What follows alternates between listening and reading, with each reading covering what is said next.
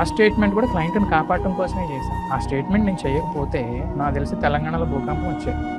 Because కొన్ని విషయాలు బయటకు వచ్చాయి. ఆ విషయాలు బయటికి రాకుండా ఉండటం కోసం నేను అలా స్టేట్మెంట్ చేసి దానికి సంబంధించి చేసుకున్నాను. ఆ స్టేట్మెంట్ వల్ల మీడియాలో ఎక్కువ ఫ్లాగ్ అయ్యి డిఫరెంట్ డైరెక్షన్లో పోర్ట్రే అయింది, కానీ యాక్చువల్గా కేసు ప్రకారం చూస్తే ఆడేమీ లేదు.